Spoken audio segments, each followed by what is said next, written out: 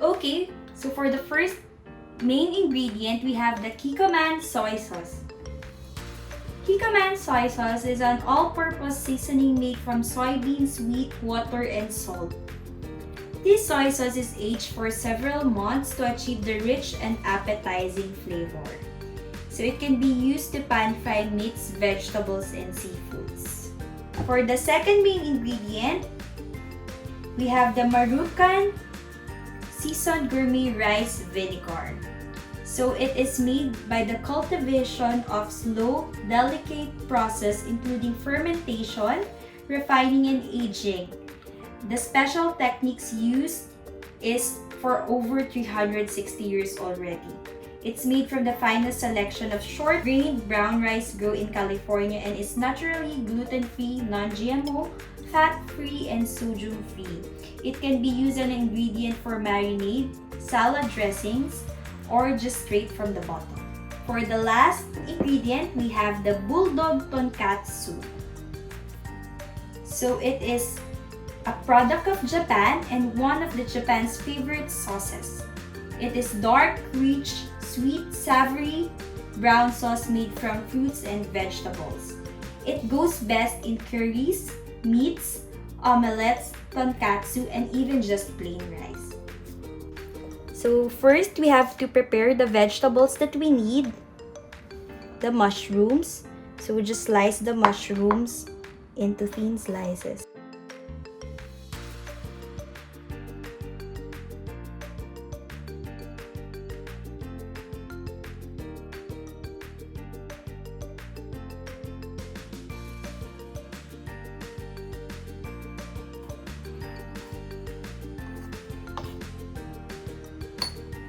And then we prepare also our vegetables. We have the red cabbage and the white or the green cabbage.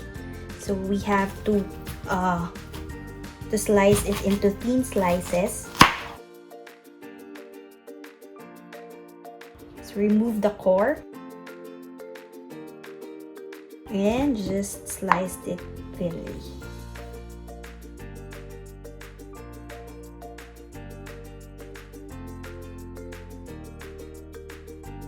See? So this should be the slice of your red cabbage, thinly sliced. The next vegetable is the white or the green cabbage. So same with the red cabbage, you have to slice it thinly. You just need 1/4 of this. And don't forget to wash the vegetables and drain it. See?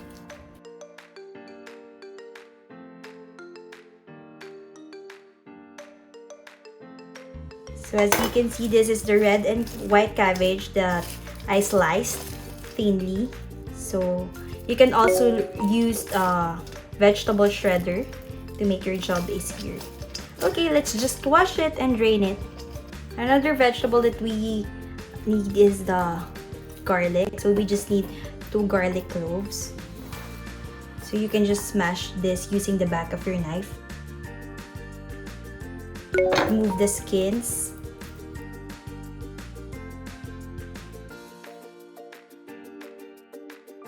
And just slice it.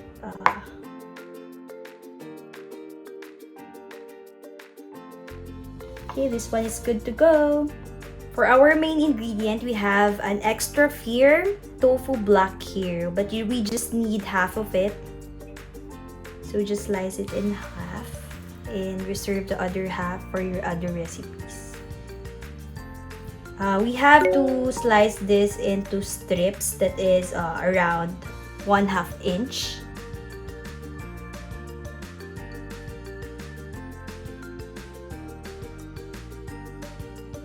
That's it.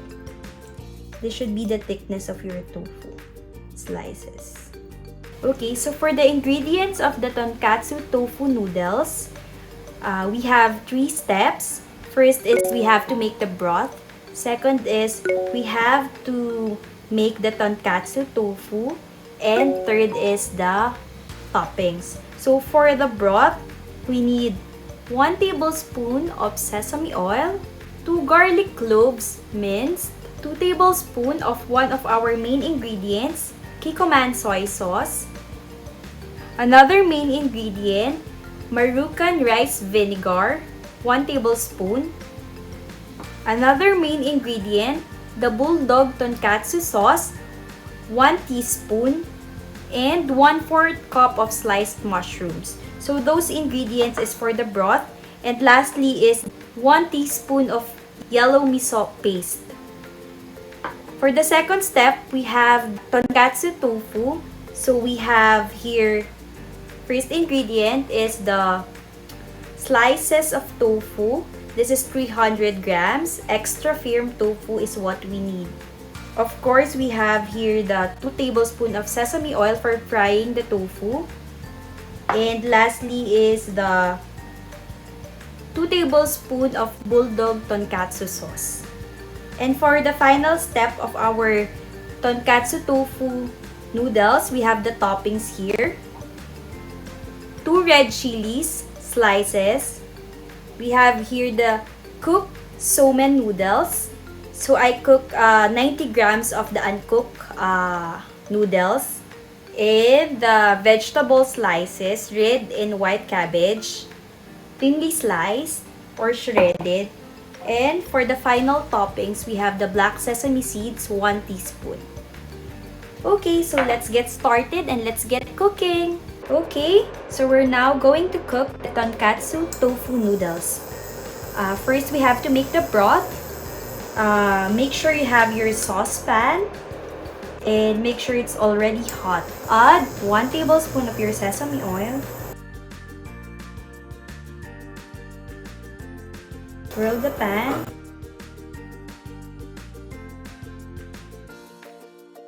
Once it's hot, add the garlic cloves and saute it for 1 minute or until it's fragrant.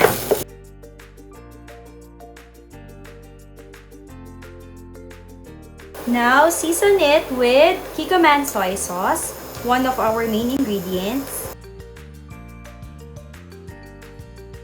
And the Marukan rice vinegar. Mix it again.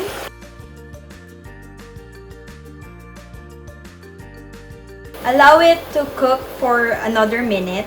And then, add 2 cups of water. You can use vegetable broth. Add also the 1 teaspoon of Bulldog Tonkatsu sauce.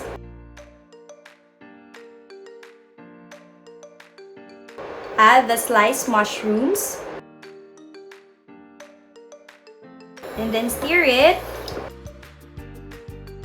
Increase the heat and allow it to simmer for 5 minutes. You can cover it and wait for 5 minutes. Okay, so once it's simmering, add the yellow miso paste. And mix it again.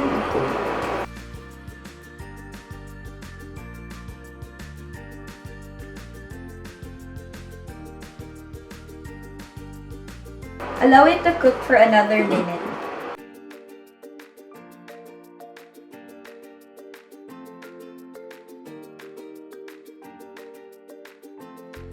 We have our broth already, so we just need to remove this from the heat.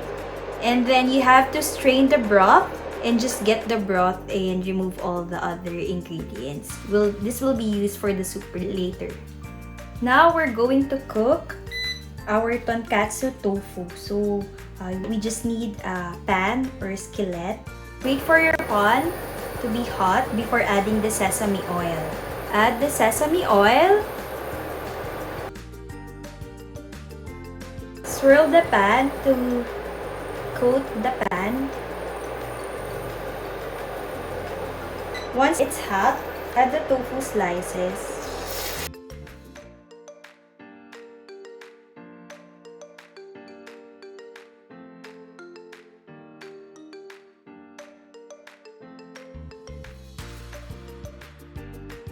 Now you can carefully flip the tofu slices.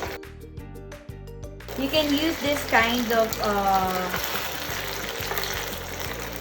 spoon to flip it instead of tongs. Okay, and then allow it to cook again for a few minutes. Once both of the sides of the tofu cook already, add the Bulldog Tonkatsu sauce.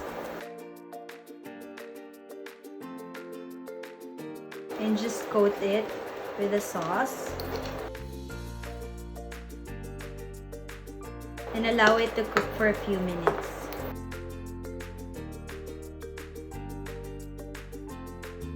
And just flip it again so that it's fully covered with the tonkatsu sauce.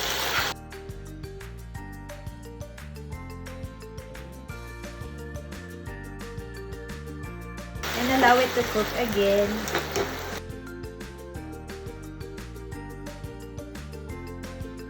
Flip again. As you can see, the sauce, the tofu is already covered with the tonkatsu sauce. Okay, we're good to go. Okay, so we're now here in the third part of our cooking of Tonkatsu Tofu Noodles, which is the plating. So first we have to add the cooked somen noodles. You can just add half since the recipe is good for 2 serves. And once the somen noodles is added, make sure that the broth that we cook is already hot. So add the broth.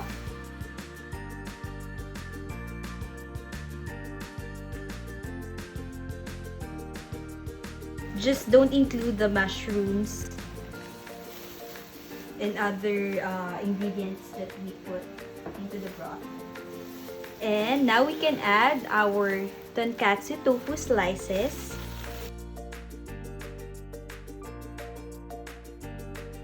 So you can add 2 to 4 slices.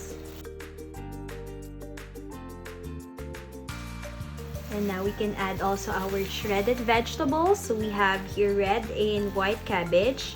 You can also add shredded carrots or sliced mushrooms. So we're just gonna add half of it. But you can add more if you love vegetables. And finally, top it with red chilies. You can spread it all over the soup. And lastly, the black sesame seeds, or you can also have white sesame seeds. So we'll just add half of it.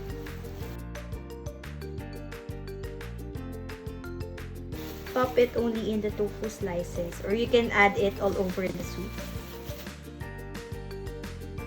Now we already have our Tonkatsu Tofu Noodles. So again, this recipe calls for 2 serves, and we use 3 main ingredients we can find in www.karmanfoods.com.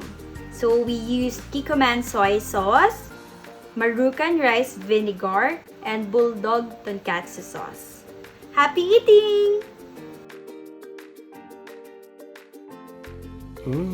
Yummy.